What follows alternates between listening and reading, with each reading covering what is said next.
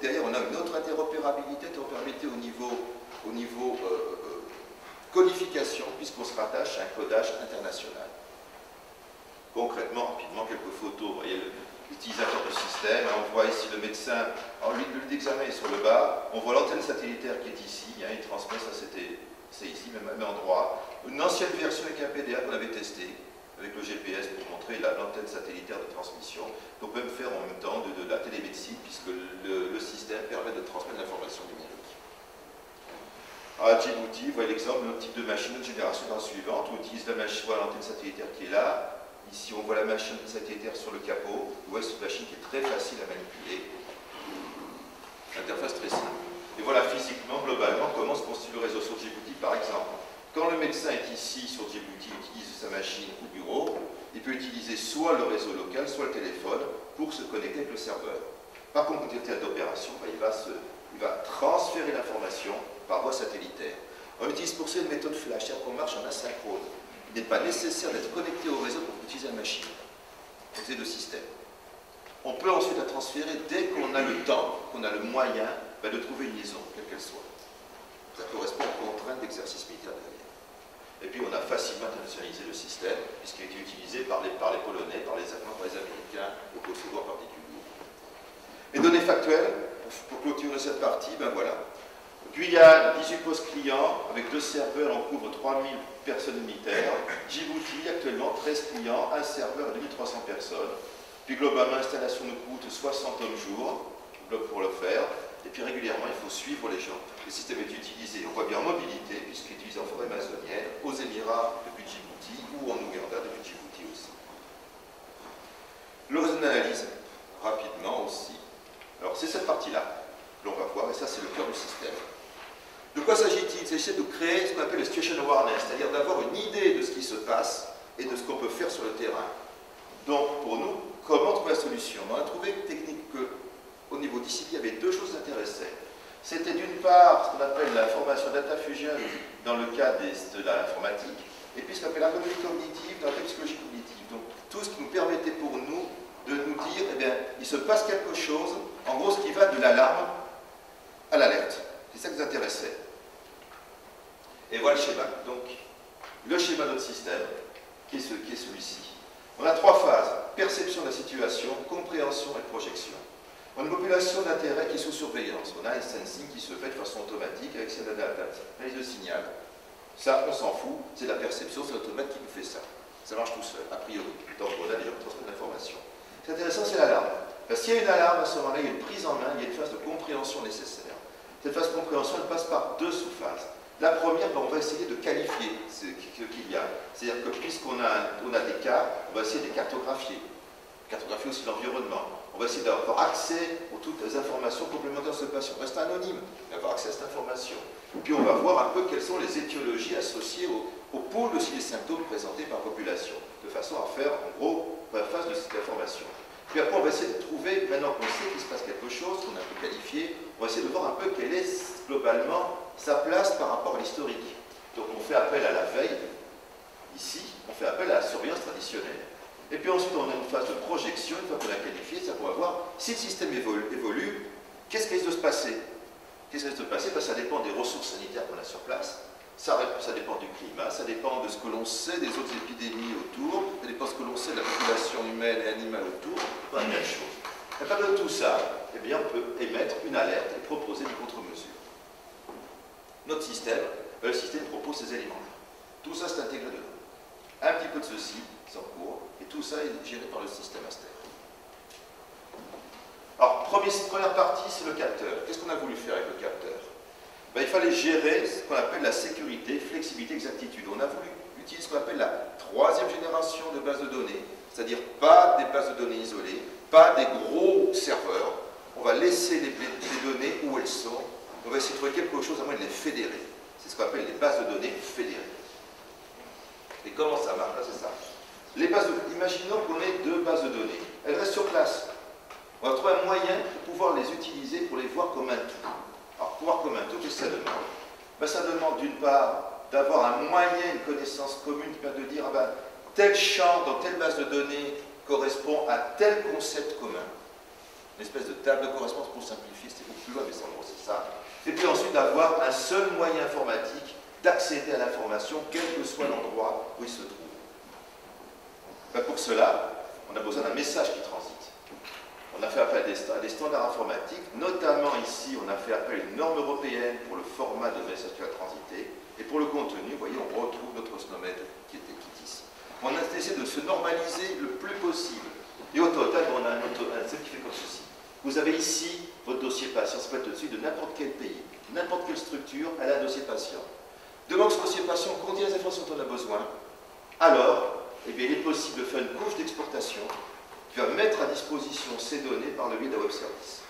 Et tout ça en respectant la norme européenne, EN 13606, que l'on a voulu absolument utiliser.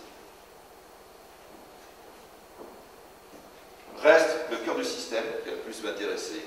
Eh bien, ça part d'un modèle. Voilà, pour moi, voilà ce qu'est une surveillance. Voilà le modèle derrière sur la notion de surveillance. Alors, qu'est-ce que c'est? Une surveillance, qu'est-ce que c'est? Ben, c'est une population sous monitorage. Un patient sous monitorage.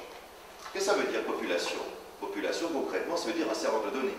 C'est-à-dire que si j'ai la GUID, j'ai Djibouti, j'ai Kosovo, etc., ça signifie que je me construis une bibliothèque de sources de données. Puis à un moment donné, je veux surveiller telle population, tel serveur. Et puis j'assemble ça avec un monitoring. Le monitoring, qu'est-ce que c'est? Eh bien, c'est en fait sur population avoir des événements, des variables que je vais traiter statistiquement. Ces événements, pour moi, c'est des symptômes, c'est des ensembles, c'est des symptômes. Donc c'est une définition clinique. Je vais donc pouvoir créer une bibliothèque, a priori, d'ensemble de ces symptômes, de combiner ces symptômes que je vais surveiller et que je vais associer à bibliothèque de traitement statistique. On verra, j'en ai plusieurs derrière. Et comme ceci, eh bien, j'ai une bibliothèque de surveillance. C'est-à-dire que je peux me dire, sur Djibouti, je vais surveiller telle forme tel type de tableau clinique avec tel type de traitement statistique. Et à un moment donné, ben, j'ai une bibliothèque comme ça de surveillance et finalement j'activerai l'une ou l'autre. C'est comme ça que le système fonctionne. Donc à tout moment, je peux inhiber ou activer une surveillance. Et elle marche immédiatement. Mes événements, voilà qu'ils ressemblent.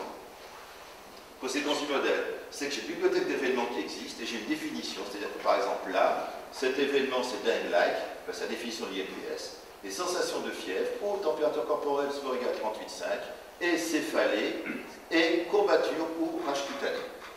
Et c'est ça que connaît le système, et c'est ça que le système surveille, qui est la bibliothèque d'événements que j'utilise. Il faut savoir que du coup, un même patient peut être à l'origine de plusieurs événements. Donc de fait, le système va surveiller des événements, pas des patients. Ça, c'est important à avoir en tête.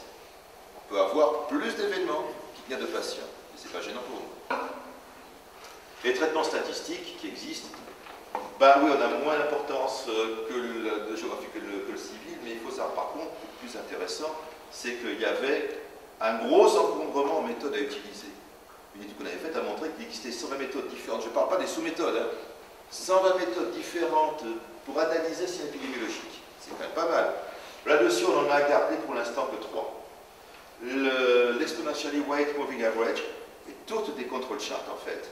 Les sommes cumulées, et puis la méthode du CDC, le CPEG, qu'on a un peu modifié pour dire pour l'histoire de faire un control chart.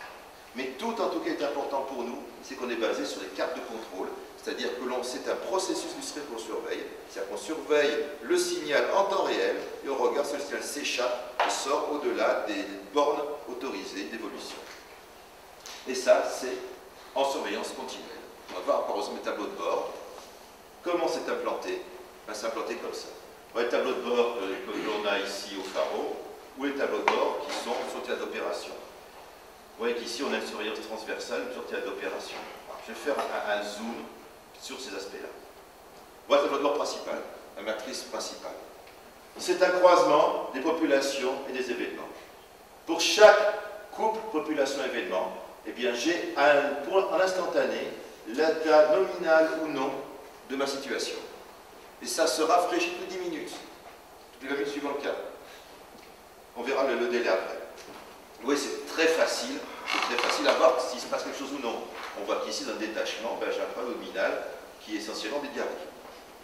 Alors, comment le savoir? Comment affiner? Là, j'ai juste qu'un petit icône qui apparaît. Et bien, voilà. Si je clique ici sur ce symbole-là, j'ai le control chart associé. Je vois l'évolution dans le temps du signal.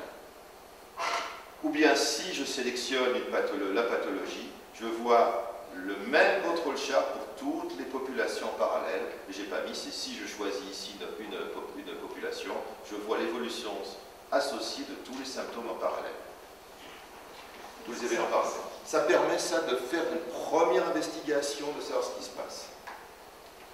Et puis, par ailleurs, les chiffres sont intéressants, et bien on a toujours le moins de revenir au nombre en tant que tel. C'est-à-dire qu'ici, on a vu le principe qu'on avait ceci précédemment. À quoi ça correspond en matière de nombre, d'effectifs? Si on a les vrais effectifs, et en fonction du temps. Sachant que ça marche sur une représentation, on appelle un cube, c'est-à-dire que j'ai 3 dimensions, événement, population et temps, et ce que je fais, c'est une projection sur un cube. En gros, ce que vous voyez là, c'est événement par temps, toute population confondue. Mais je peux combiner comme ça les vues. Et puis, par l'occasion, ici, j'ai accès de façon anonymisée à la description complète du dossier patient.